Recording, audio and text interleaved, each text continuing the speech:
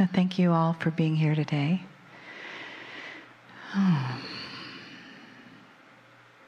And creating the beautiful energy unique to each one of us that together creates this beautiful soup of humanity that we are. So I'd like to invite you to prepare yourself in some small way for the information and the love that you will receive through Kryon. Maybe you'd like to close your eyes for a moment. Just take a breath in. And just let yourself settle a little more into your body, into your chair. And take another breath with me. Yeah, and feel where your feet are on the floor, connecting with the beautiful planet, beautiful Mother Gaia, through your shoes, through the cement, through whatever else is underneath. She is there, supporting our every step. And then bringing your awareness to the top of your head, where the divine energy enters in. And let's breathe a breath of that in through the top of your head.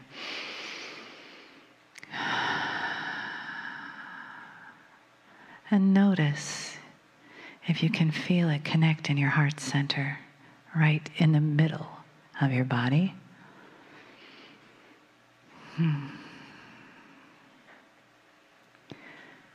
And just let your beingness rotate around, revolve around the center where your heart is. Let your breath come to your heart. Let your awareness come to your heart.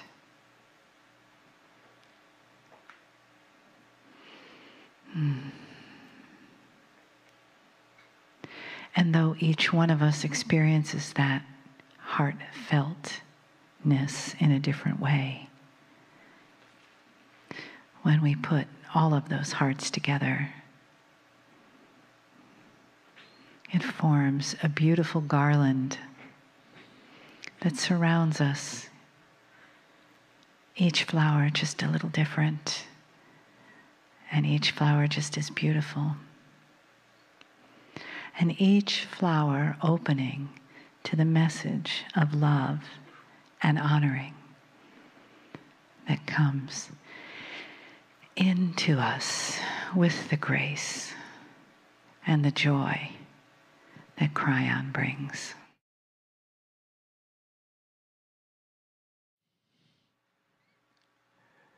Greetings, dear ones. I'm Kryon of Magnetic Service.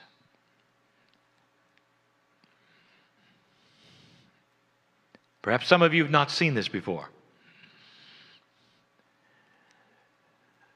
What do you think so far? Dear ones, there is an energy shift in this place that is profound. My partner steps aside, and he does it in an instant. These are things that used to take him a great deal of time. To make this shift so quickly, to open this portal, to remove the filters and let through what comes. And in this portal steps an energy that you cannot describe, for you have no language. You have no concept. If I said the room was filled with multidimensional energy, beings, God, the intellect would say, show me, I don't feel anything. Those who read and feel are overwhelmed because their portals are open and they're ready.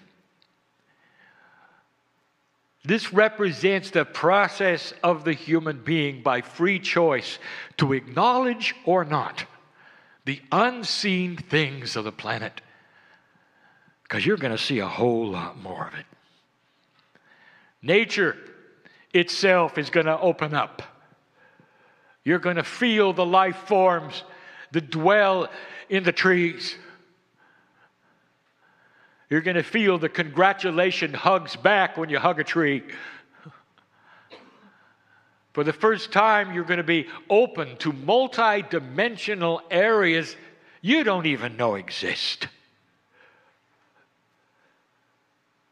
And it's happening in the room. Let me bring you a concept. The author has consciousness and writes a book. Whether it's a novel or whether it's research, the author has the consciousness, which is energy that pours in to the project called the book. The consciousness forms a sentience of communication. The words on the page, when you read them, it's the consciousness of the author. If you believe in esoteric kinds of things, energy that perhaps has not been identified, but you know it's there, what do you think surrounds you at this moment? All of the consciousnesses of the books on the shelves that are facing you. Start to read some of the titles. Spiritual help. Lives that have unfolded, stories of redemption, healing, beauty, love, masterhood.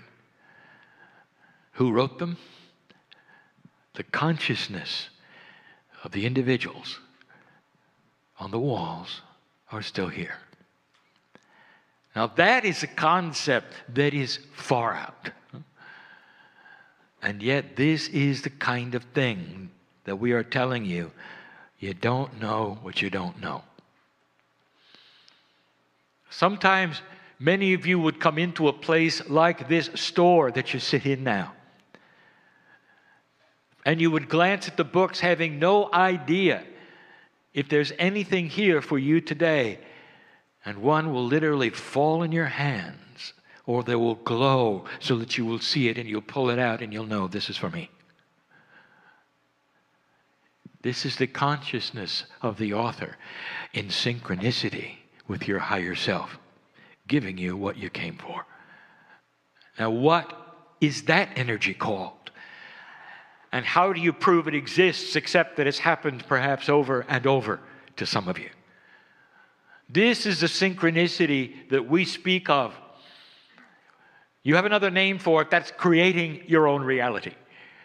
It is real. It has literally physics behind it. There's energy involved.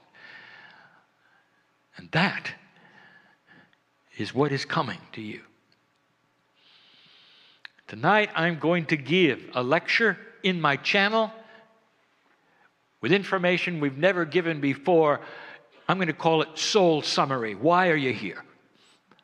What is it that begins now? What really is the soul? Why is it different? How does it remember? Where have you been? I'm going to open up areas of thinking that will be beyond what you can think. And some of you will think it's the strangest Kryon channel you've ever heard. But it's time. It's time to start delivering you the potentials of why you came, what perhaps is next for you, and the involvement of the peace of God inside you. Not your Akash, not your innate, not your cellular DNA, but your soul. What it truly would mean. Now I frightened my partner, and the whole day he's going to worry about it. It keeps him on his toes. Dear ones, the love of God is here. It's here. And you can call it whatever you want to. The masters knew it. The masters knew it. And in this, there is free choice for every single one of you to walk a path as fast or as slow as you want. One of the interesting things about humanity is that when they awaken and start seeing the truth of some of these energies, they become impatient. They want more. They see the processes and they want them faster than the processes go. This is an attribute of enjoyment. You like what you see. What I want to do is to give you hope, dear ones. You're going to like what you see. It happens slowly. Wait till you find out literally who you might be. I want to tell you tonight, if you didn't know already, what the system might be that brings you here. I know who's here. I know the various degrees that you're interested in what you're seeing now. I know the ones who are not interested. Blessed are you who loved someone so much next to you that you would come and endure something like this that you don't believe in. Free choice, dear one. Everyone in the room has it without judgment. Isn't it beautiful? Isn't it beautiful that God does not force upon you anything, but instead lines the streets with gifts? And if you want to see them, they're there. And if you don't have to work with them. Beautiful. And in this, I want you to be comfortable. Believer and non-believer alike, who are not only here, but perhaps listening to this message, I want you to understand fully that God is not in judgment of what you choose or don't choose.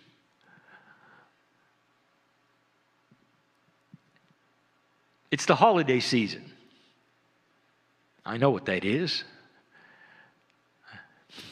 Dear ones, I know you. I know the cultures around the planet, anyone listening to this. I know where the holiday season has come from, and you're careful to use the right words so you don't offend anybody else. What do you think of the system that created it? Christianity. Perhaps it's not for you, perhaps it is. I want to tell you something, in case you haven't heard it before.